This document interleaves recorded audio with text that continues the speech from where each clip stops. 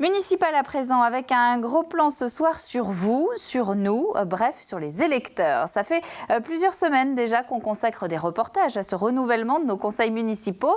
Certains candidats vivent même ces élections depuis un an. Mais vous, à un mois du premier tour, avez-vous la tête aux élections municipales? Eh bien, pas toujours, à en croire ce reportage de Carl Laboureux.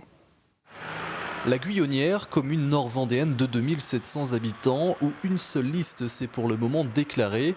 Une seule liste et donc un tour seulement devrait être nécessaire pour renouveler le conseil municipal. C'est l'une des conséquences du nouveau mode de scrutin dans les communes de 1000 à 3500 habitants. Et c'est peut-être aussi l'une des raisons d'un intérêt moindre de nombreux électeurs. Pour l'instant, je m'intéresse pas plus que ça. On a quelques réflexions sur le fait que ce soit des listes complètes en fait. Et je pense que les gens se désintéressent un petit peu à cause de ça. Le fait qu'il n'y aura pas de choix entre telle ou telle liste ou ne pas pouvoir rayer les noms, je pense que pour certaines personnes, ça devient moins intéressant. Un intérêt qui d'ailleurs baisse d'élection en élection, un peu plus de 66% de participation en 2008 contre 73% une vingtaine d'années auparavant. Pour autant, les municipales restent l'élection de proximité par excellence. À la Motte-à-Char ou encore à la Châtaigneraie, autre ville de 2700 habitants, si les électeurs s'interrogent sur leur choix, se déplacer aux urnes garde toute son importance. C'est hyper important en tant qu'habitante parce que bien évidemment je profite des structures de la Châtaigneraie, des écoles, médiathèques, bibliothèques, piscines, etc.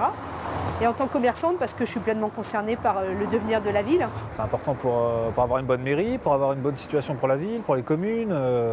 C'est important. C'est un peu l'avenir de notre commune qui est en jeu. L'avenir de la commune, mais aussi de la communauté de communes.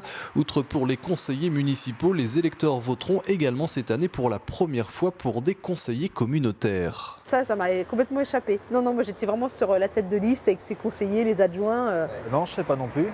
Non. Bon, on en apprend tous les jours. D'ailleurs, un peu plus de 30 jours, c'est ce qui nous sépare du premier tour. Il n'est donc pas encore trop tard pour s'intéresser aux nouvelles règles de scrutin.